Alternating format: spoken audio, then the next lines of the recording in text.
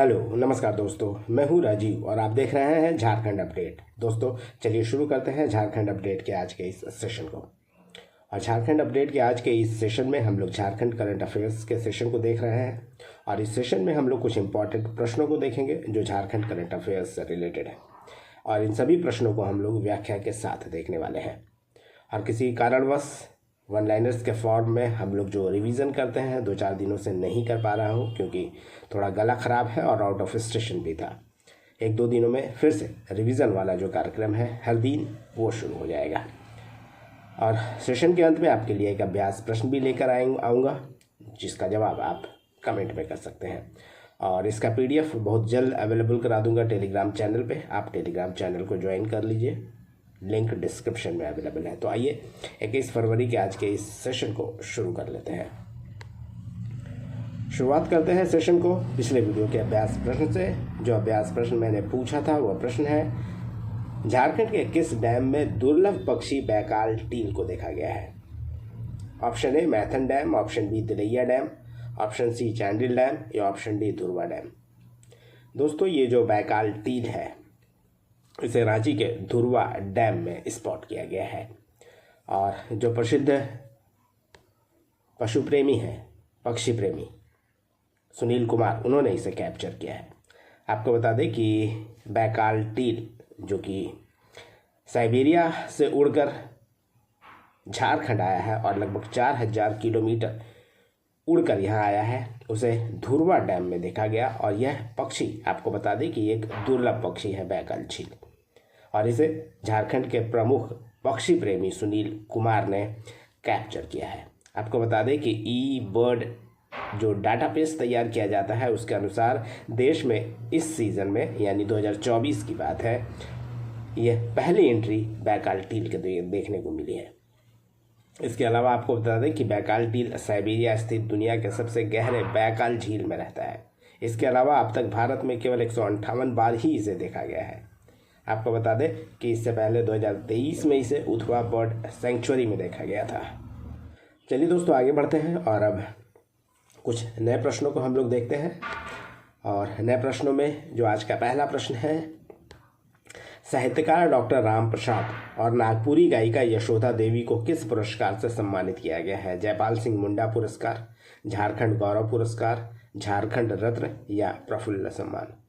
आपको बता दें कि इन दोनों को डॉक्टर राम प्रसाद को और गायिका जो कि नागपुरी गायिका है यशोदा देवी को प्रफुल्ल सम्मान 2025 से सम्मानित किया गया है। आइए इसके बारे में थोड़ा आपको और डिटेल में बता देते हैं।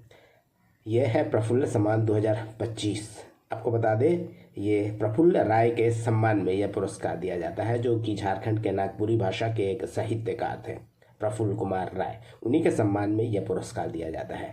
और 2025 का यह पुरस्कार यानी प्रफुल्ल सम्मान प्रसिद्ध साहित्यकार डॉक्टर राम प्रसाद और नागपुरी गायिका यशोदा देवी को दिया गया है।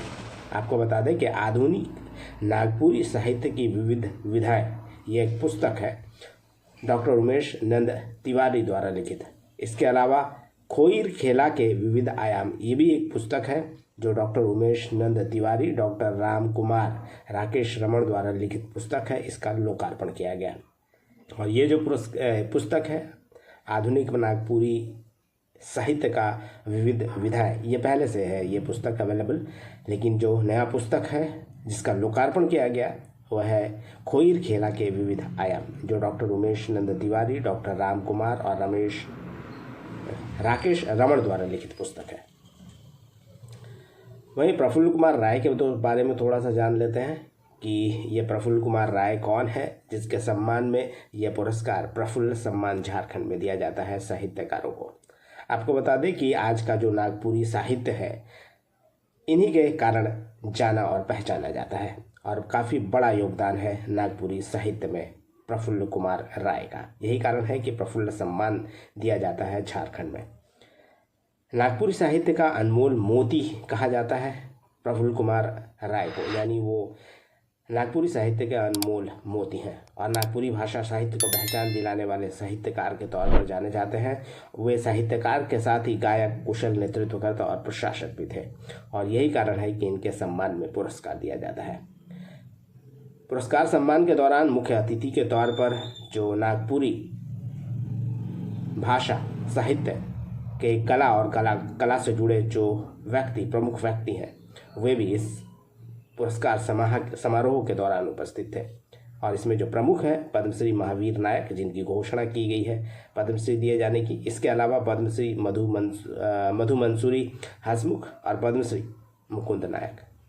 और आपको बता दें कि ये 3 ऐसे लोग हैं जो झारखंड में जीवित हैं और जिन्हें नागपुरी भाषा के लिए, कला के लिए सम्मानित किया गया है पद्मश्री पुरस्कार से। और केवल 3 ही लोग हैं जो कला के क्षेत्र से जुड़े हैं, नागपुरी कला के क्षेत्र से, और इन तीनों को पुरस्कृत किया जा चुका है भारत सरकार के पुरस्कार पद्मश्री से। आइए दोस्तों आगे बढ़ते हैं और अब देखते हैं दूसरे प्रश्न को। और आज का दूसरा प्रश्न है, अमेरिकी कंसल्टेंसी फर्म द्वारा झारखंड के कितने प्रतिशत छात्रों को नौकरी के काबिल बताया गया है?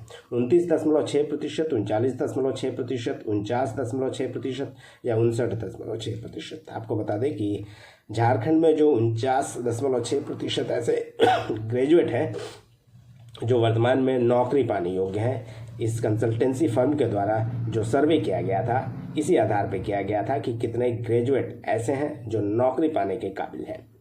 और झारखंड में 49.6% ऐसे काबिल हैं जो नौकरी पाने योग्य हैं, इस सर्वे में सामने आया है।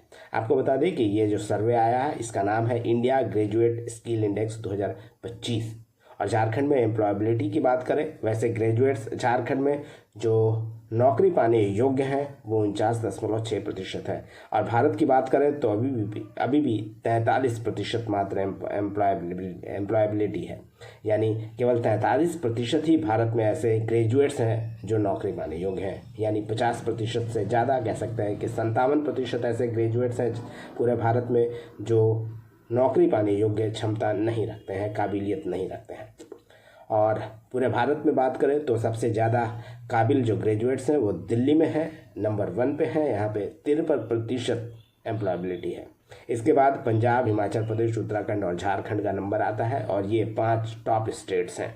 और झारखंड का 5वां स्थान आता है जहाँ के ग्रेजुएट्स का एम्प्लॉयबिलिटी 49.6% है।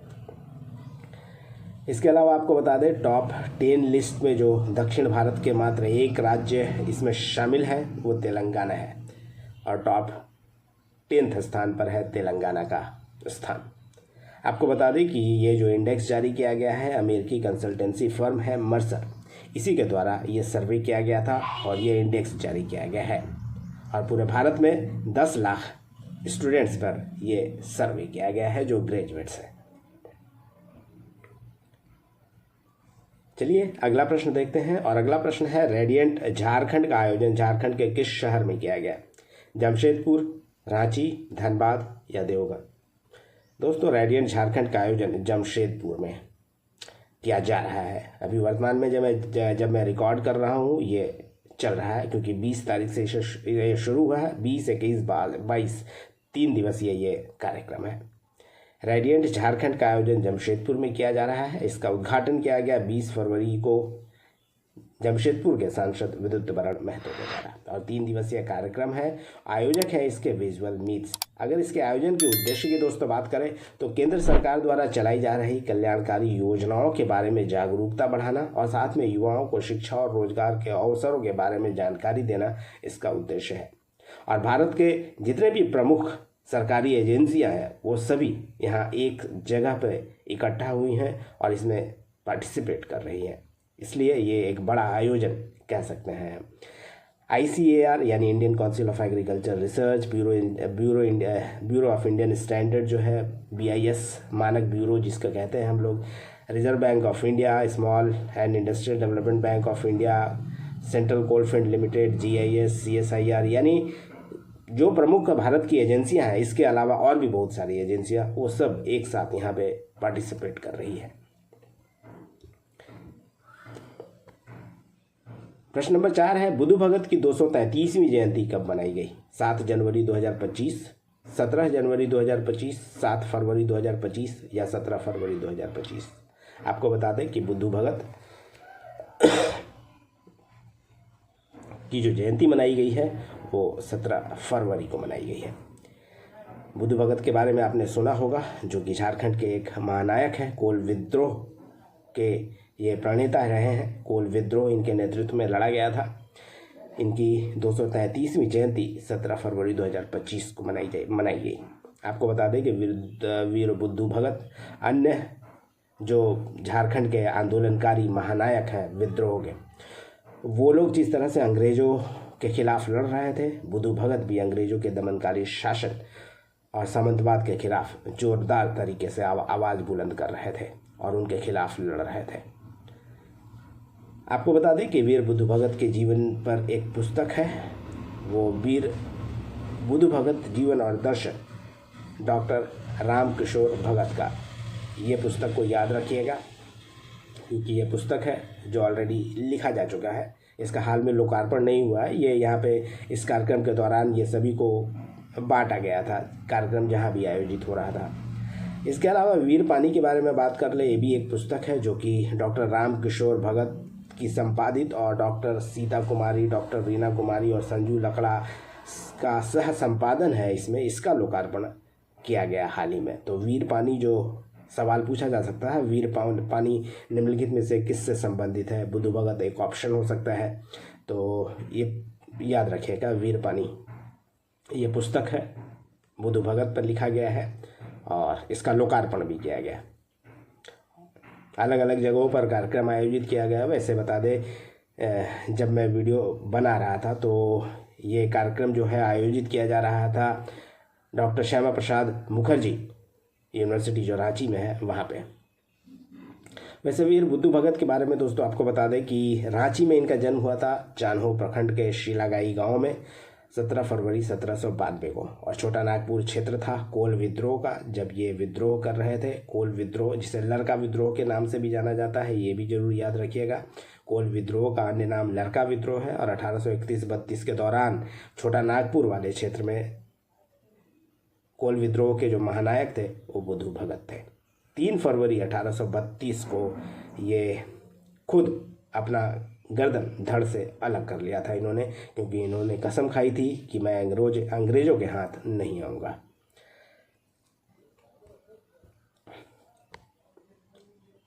प्रश्न नंबर 5 है, केंद्रीय गृह मंत्रालय द्वारा झारखंड को कब तक नक्सल प्रभाव से मुक्त करने का लक्ष्य निर्धारित किया गया है? 31 मार्च 2025, 31 मार्च 2026, 31 मार्च 2027 या 31 मार्च 2030? दोस्तों आपको बता दें कि इसका जो लक्ष्य निर्धारित किया गया है केंद्र सरकार के द्वारा, केंद्रीय गृह मंत्रालय के द्वारा ये लक्ष्य निर्धारित किया गया है 31 मार्च 2026 तक। यानी झारखंड को नक्सल मुक्त बनाए जाने का लक्ष्य निर्धारित किया गया है केंद्रीय गृह मंत्रालय द्वारा 31 मार्च 2026 तक। आपको बता दें कि झारखंड को नक्सल प्रभाव से मुक्त करने का लक्ष्य बनाया गया है और यह केंद्र सरकार द्वारा बनाया गया है। 31 मार्च 2026 डेडलाइन रखा गया है और केंद्रीय जो गृह मंत्रालय है इसका निर्देश झारखंड पुलिस को और झारखंड सरकार को आ चुका है। आपको बता दें कि झारखंड में अब केवल 5 ही ऐसे जिले हैं जो नक्सल प्रभावित हैं। फिलहाल राज्य में जो 5 नक्सल प्रभावित जिले हैं वो गिरिडीह, गुमला, लातेहार, लोहरदगा और पश्चिमी सिंहभूम है।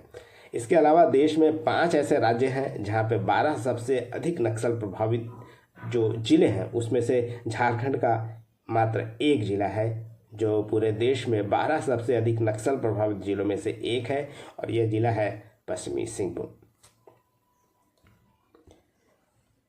दोस्तों चलिए अब अंत में आपके लिए एक अभ्यास प्रश्न है जिसका जवाब आप कमेंट में कर सकते हैं। और प्रश्न है, वंदे भारत चलाने वाली पहली महिला आदिवासी लोको पायलट बनने के कारण कौन चर्चा में रही? आशा लकड़ा, डॉक्टर आशा रानी, रिया तिर्की या रितिका तिर्की? तो ये था आज का प्रश्न और ये था आज का सेशन। उम्मीद करता हूँ पसंद आया होगा। धन्यवाद। फिर मिलते हैं नेक्स्ट सेशन में। तब तक जुड़े रहिए और देखते रहिए झारखंड अपडेट। धन्यवाद दोस्तों।